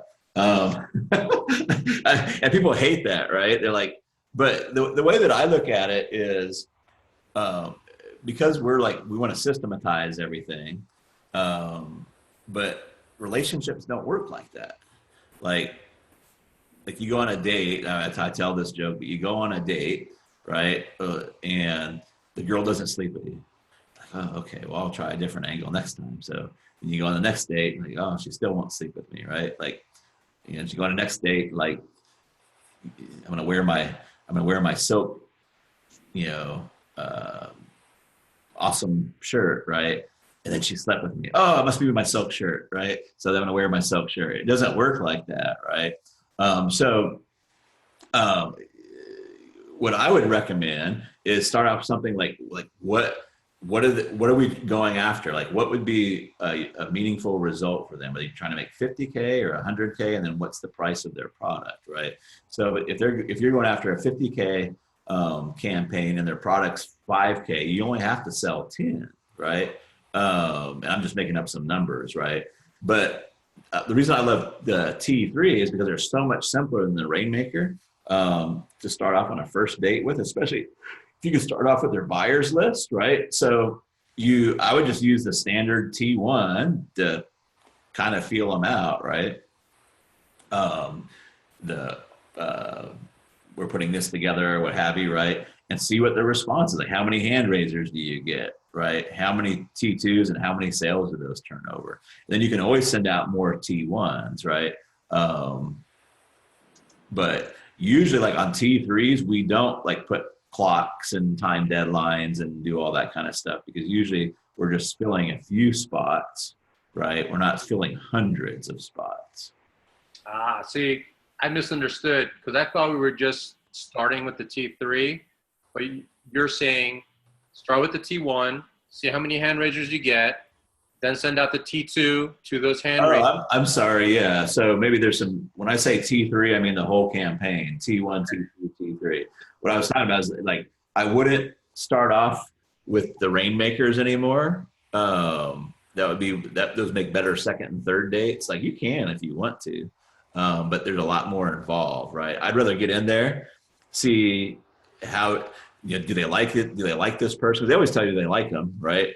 You know, and how well they convert. Because I want to spend as minimal time as I can, and to get them a result, a good first date. But yeah, I meant the whole T3 campaign. Okay, yeah, I didn't get that. Now I was just saying, don't start with like a Rainmaker, right? Would be my advice now. I didn't do it that way when I started, but now we're here, right? And preferably, if you can start with their buyers list, even better, right? So in this scenario you just described, 5K offer, their goal is 50K, so we need 10 sales. We start with the T1, get the hand raisers, then send out the T2 to the hand raisers, then follow up with the T3, which is essentially what I'm doing right now in social. That's it. And scenario A, we get the 50K within those 3 emails. Scenario B, it didn't happen and we're maybe hit 30K. So we're a little short. I would count on scenario B, right? Or C, right? Sometimes you have to send out like 3, 4, 5 T1s until you kind of get everything dialed in, right? Because like you might have it where they come in like nobody's responding back to the T2, right? Or say maybe you've overqualified, right? So go again. Yeah. So then you tweak it, but you can also ask them for help, right? So you give them the T3, right? Maybe nobody responds back. You can say, hey, did you have a question, right? And they're like, oh, I think this is bullshit or whatever. And you can figure out like what's not in your T3 that you need to have, right? And you can have a conversation around that, and you can fix it on the fly, right? Like, oh, what about this? Like, we very often miss things, right? Like, there's no way you're going to go into a corner and mentally masturbate everything that you need. That's part of the problem with this market. We think I'll just go in the corner here and I'll figure everything out, right? Without getting involved in the market, right? That's another reason why I love the T3, because you actually get involved. You get to hear what they say and what their problems are and what they don't like about your thing, or where the questions come up, right? So you can tweak that and make your offer work better, right? So, but yeah, like I would try to hit my goal. If it's 50K, I'd just send out more T1s, or I would take the T1 that worked well and I would send them to unopens, right? In big ticket email mojo, like the easiest money you're going to make is if you make 10K, 20K off of, let's say you make 20K off of a T1, right? Send that shit again, right? Send it to unopens, because you're going to make usually about 40 to 50% of what you made before. And if that's still a relevant number, send it to unopens again, because you'll do another 40, 50%. So when you add those up, like you've almost doubled like that email, right? And then you could even send that whole email again to the whole list. We do this all the time. It's usually our Saturday email. So what we do is we take the best email of the week, best being the most response in sales, and we will rerun it on Saturday as a did you see this? And we just tell them like, hey, we sent this out this last week. It got a great response. We got great feedback, meaning sales, but they don't know that, right? Great feedback. We know you're busy. We thought if we sent it to you on Saturday, you might have a chance to read it, right? And it will do almost the same amount of sales as we first sent it out, right? So we really just keep using like what works as much as possible, right? So that's why like people like, well, I'm not picking on you, Dennis, but people say, well, tell me what email should I send on day 1, day 2, day 3? Because they want to like write them all and send them all out. I'm like, you're asking for a disaster. Right, because that's what a lot of people do. Yeah. And which is like, like a pre-planned campaign. Yeah. It's like, okay, we're going to send out these 7 emails or whatever. But what you're saying is it's really much more proactive and reactive. We're going back and forth, having the conversation with the list. Yeah. What do they say? How do they react? What objections do they put up? And then we go back in, right? Yeah. Some people, like a common question I'll get is like, how do you write a 30-day autoresponder? And my question is like, how well do you want it to convert? Like, I want it to convert amazing, right? Then write 300 emails and take the best of those. And then when you get a good one, put it into the autoresponder. People typically don't like that answer, right? But that, like, if you really want the best converting autoresponder, that's kind of what it takes, right? You're not going to sit and write the best autoresponder by let's sit down and pull shit out of my ass and just pump out 30 days worth of emails, right? And I'm being a little bit facetious, so it sticks in everybody's mind, right? But yeah, so I very much like, we have an idea, like we have a theme for the campaign, and we use child, adult, parent. Like we start off with the overt benefit, right? A little bit of adult, and the rest of it's objection killing, right? And there's always timer, right? But we figure out like, what's the positioning? Like, why is this different than everything else that they've seen out there? That's the big thing. And guys, for your offers as well, one of the things I see a lot of focus on the copy. And this is not something that I can really teach you just here in this class. But one of the things that we do on follow-on stuff is work on what I call the mini monopoly, right? How can you be the only person doing what you're doing for a certain segment? But what we want to do in the T3 is like, when we read that, it's like, man, there's nobody else who can help me with this. Not because they're the best, not because they have more degrees or certifications or years doing it, but just because I want to do X and nobody else is doing X, right? I might be getting off on a tangent there. But. No. That makes sense. I don't know the question. The cool part with the T3 too, Dennis, is like coming in with a Rainmaker, where like our Rainmakers go 30 days now sometimes, because like when the dice is spinning and the money's dropping, we want to keep it going, right? But a T3 is so much easier to sneak in, like especially if it's a big company, right? If they're mailing like Monday, Wednesday, Friday, you could sneak in on a Tuesday and Thursday, right? Right? Because you just send one email, right? And the rest of it happens outside of the email, right? It's pretty, I don't want to use the word ninja or stealth, but it can fill in the holes, right? You can get it tested pretty easily. Sorry, I cut you off there. No, I wanted to ask you also about the onboarding process. So I'm thinking for my mini agency, I've got people to follow up with today, maybe over the weekend, off this T1 I published on Facebook yesterday. Let's say I get 2, and I collect payment. So what happens next? And Casey hinted a little bit, but it sounds like your process is start with the offer call, and then the intake call. Is that right? And then I don't know what happens next. That's exactly right. Yeah. So I'm happy to go into detail with you, Dennis. We do it Monday. We have a special class, but you're exactly right. So it goes to offer call, right? And I always do the offer call, and the offer call gets recorded. During the offer call, I'll kind of figure out some of the tech stuff that we need. I don't go deep into the tech stuff. I just say what shopping cart you're using and blah, blah, blah, blah, right? And then that offer call goes into Asana, which is our project management. And Casey takes it and he does what's called executive notes, which is just what we need for them from the tech side. And then it goes to Annette, who schedules the intake call with the client. And the intake call is a list of interview questions that we find out about their life and such, right? Right. And then after that, now with a T3, like we've been not doing the intake calls. We've just been saying, hey, do you have any videos or places where we can find out more about you, right? For a T3, because we're not writing so many emails, right? So we don't need all that You're not stuff. doing a ton of upfront work. That's right. But that's typically where it goes. And then it goes to the copywriters. We have an offer form that we fill out, and then that goes to copywriters, right? But you're right. It's usually offer call, tech stuff, intake call, and then the copy gets started. And then if we're doing a G3 order form, the G3 order form. Okay. So can we talk about that a little bit more maybe on Monday, I guess, especially Absolutely. with the offer call, because I'm not exactly sure what is Happy to. Yeah.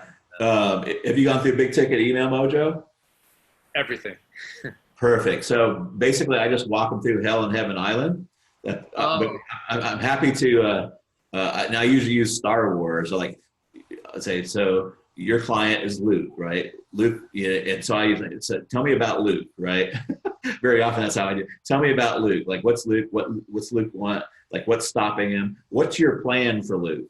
And it's not easy sometimes because their plan, they'll talk for an hour. What their plan is, we got to get it down to use the force, right? We got to get it down to something simple. Then we have to see where it's different, right? But yeah, it's just a matter of like, seriously, guys, like that Hell and Heaven Island and the positioning that I gave you guys, like that's in the timer. That's how I figure out all my magic shit. Okay.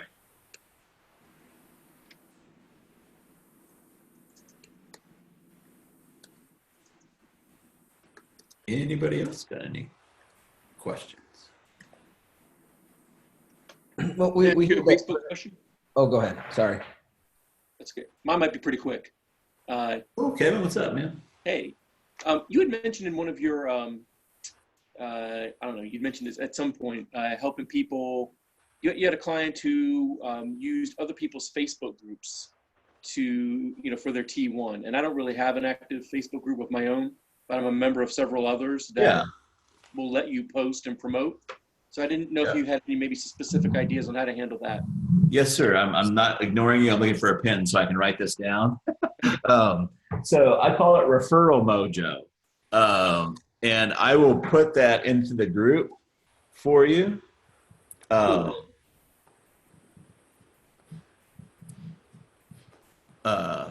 I'll put that into the group for you. And I think it, like, when you learn how to T3, like, you can T3 other people's audiences into your stuff. Like, everything is an offer, right?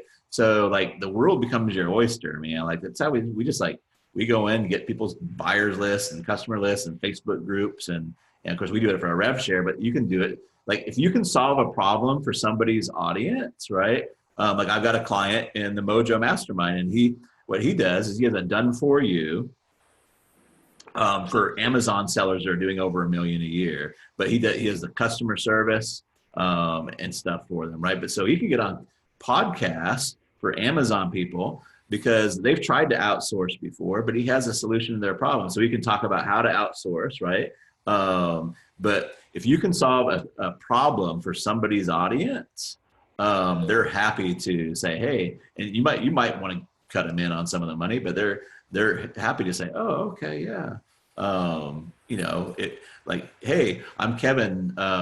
Do your therapists are they frustrated with the amount of insurance and red tape they have to go through? Yes. Well, would it make sense for me to talk with your people or do this? Like, that's what I help them with, right? Yeah, absolutely. So it's just a matter, again, of problem. What's the problem? What's the problem they want to help their people with? And then you just come in like, okay, cool, right? But I'll give you that. It works amazingly well. Excellent. That'd be great. Thanks. Yeah. Oh, you know what I wanted to ask you? And I think I kind of know what you're going to say, but I'll ask anyway. With the T3 campaign, how long does that usually go? Does it go like a couple weeks usually, like a week or two? And like if the client asks you, you might want to know the time frame. Like, how long is this gonna take? Yeah, it depends, like, on how many spots we're doing.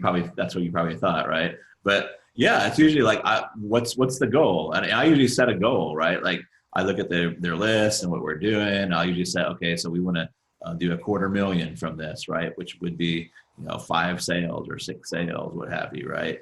And so I'll just run it until we get it. Now, sometimes we get lucky and we get it dialed in right away. Sometimes it takes 3, 4, or 5 T1s out there, right? But yeah, probably the way I explain my rainmakers is probably be helpful for you. Usually when a client says, well, how long will the campaign last?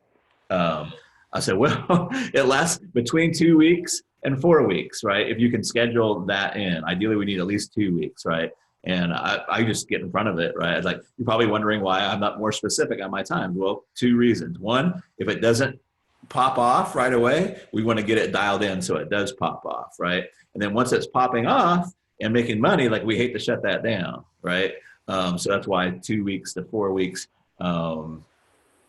If you can schedule for 4 weeks, awesome, right? But it's going to be kind of the same thing with the intimacy. I call it an intimacy campaign to my clients, right? But like, it matters less because you can just pop in there on certain days, right? Most of it happens outside of it, right? So you can say, hey, if you can schedule me 5 days, right? Or maybe not all continuous, right? But if I can send these out, for 5 days, but most of the time, if something's working, they're just like, keep on doing it, especially with the T3 where it's so, because you're not taking up a bunch of that. You can even, if they're sending in the morning, if they're sending every day, you can send something in the evening. So you can send their emails that they're planning on sending out, and then your T3 at the same time. So you don't have to like lock it off. Like, we're doing T3 this week. That's right. Yeah. I mean, ideally, it would be probably better if you could just have some time blocked off. But that's what I like about it. It's pretty like you can get in there and just get your hand raisers, right? And then you work with the hand raisers outside of it. Yeah, makes sense.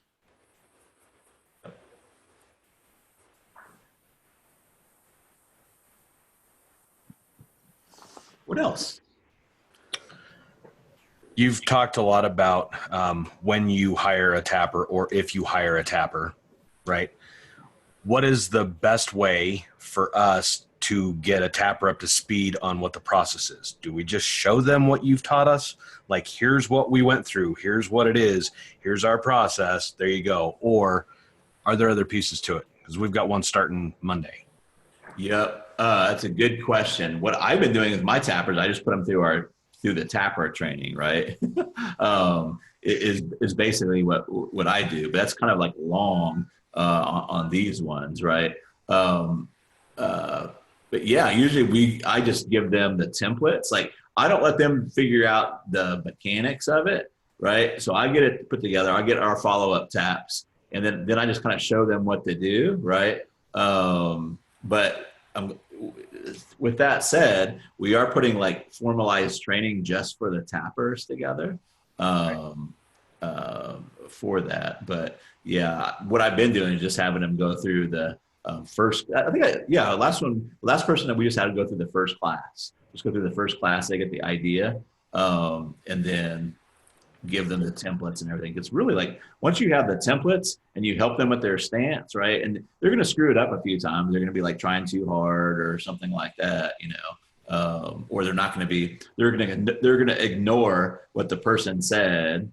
And that's another that we didn't talk about it much, but you guys are pretty sophisticated. But if somebody says something, don't just ignore that shit, right?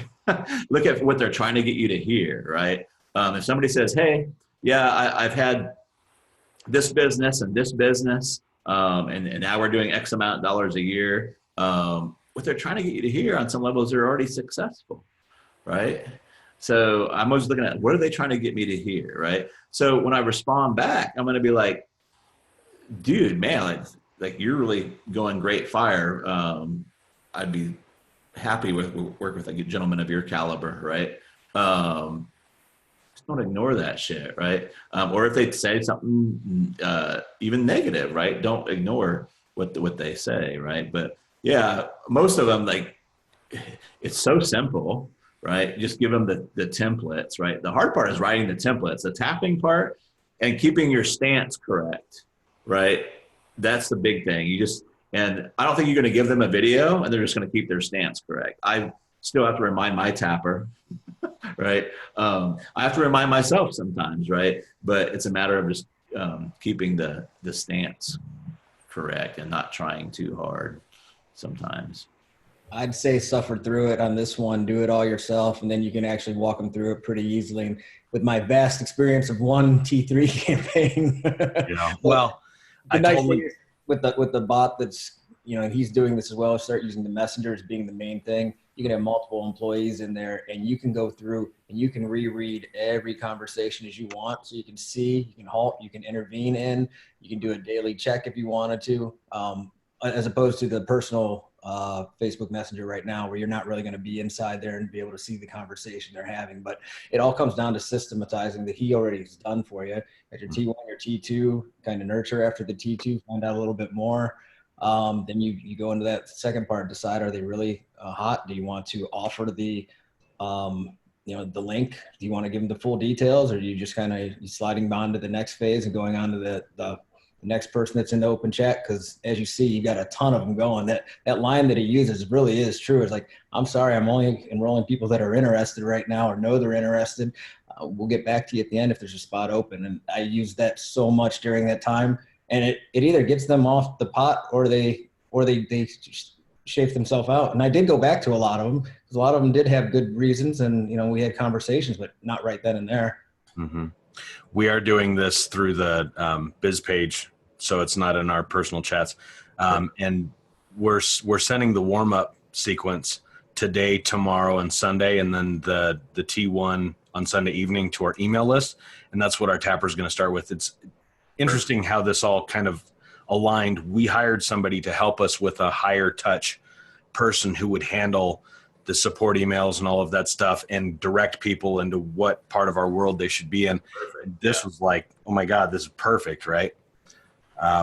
Here's something I want to point out that's a little bit off tangent, but like what I always tell my people is like, once you get your campaign dialed in, like pat yourself on the back. Because if you made, let's say you made 50 grand on it, you've just added $250,000 revenue to your business now, because you can run that shit 4, 5, 6, 7 times during the year, right? So it's not about like, I don't know if you've considered that, right? Like whatever money you made on that campaign, like multiply that shit by 4, because you can run that again like 4 or 5 times this year, right? Like that's why I get so excited about marketing and the leverage of marketing, because like, how are you going to leverage a telephone sales call, right? I'm not beating up on them, but like once that's done, that shit's over, right? Unless you've learned something and you can leverage that, right? But so part of getting and I'll do the same thing, Len. Like I'll take a new tapper and we'll just like trial by fire and then get them dialed in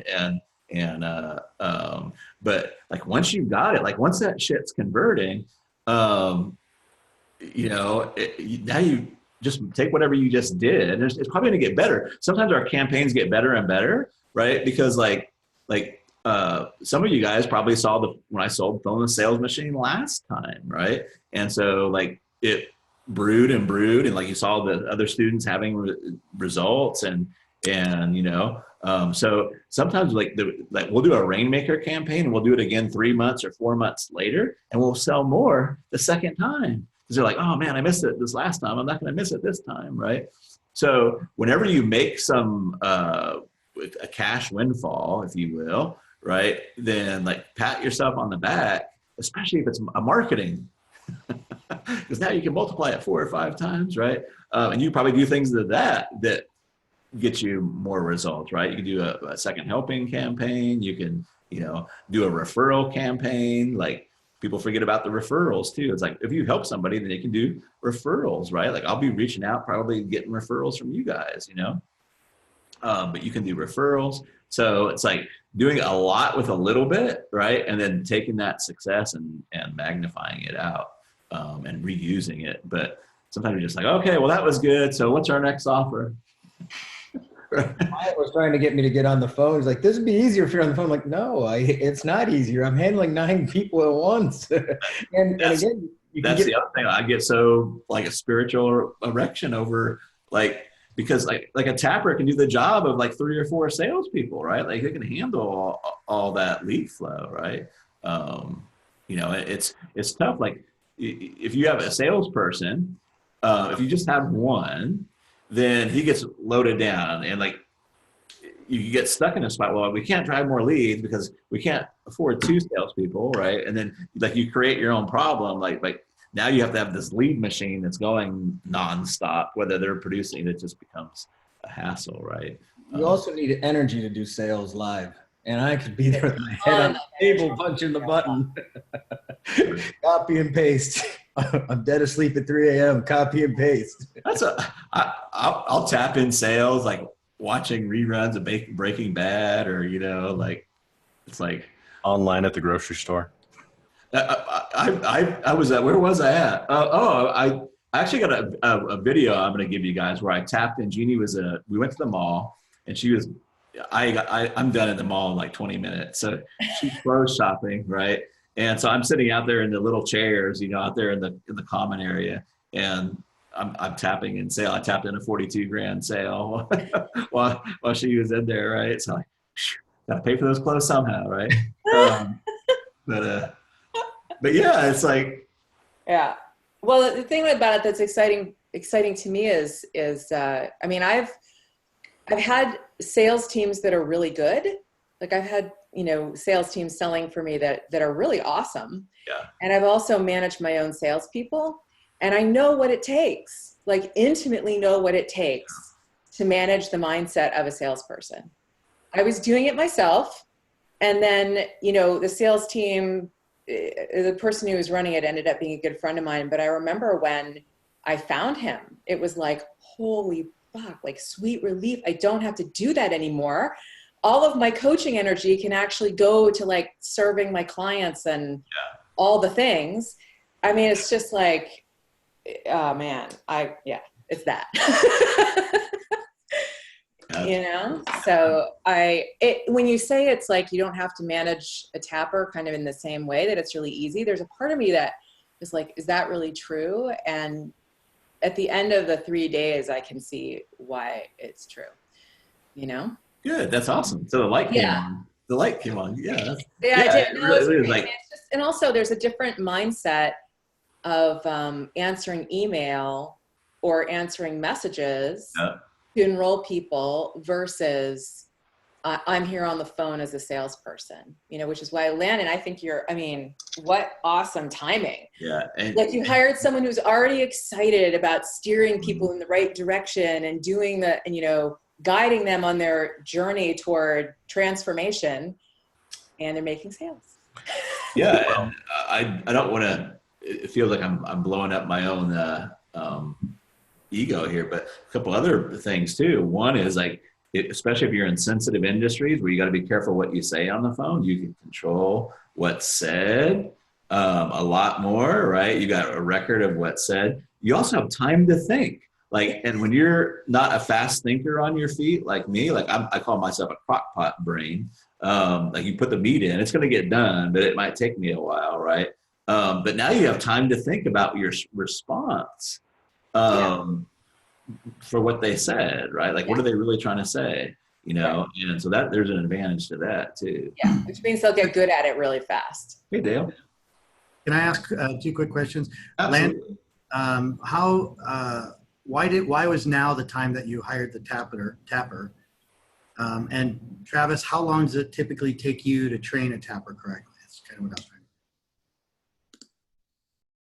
As short as I can. By Elizabeth, as short as I can.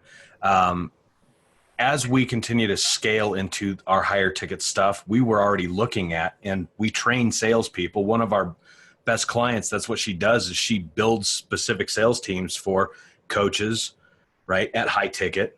And so we were already in the process of looking at people like the Closing Engine and people that we've trained through our stuff to become salespeople for us, because as good at it as I am, I don't want to spend all damn day on the phone, because like that, I want to do the watch the light go off. That's my thing. Right. So we hired a consultant who's helping us with some of the behind the scenes tech stuff, funnel stuff. And one of the things she does is she brings in somebody she doesn't even know about tapping before yesterday.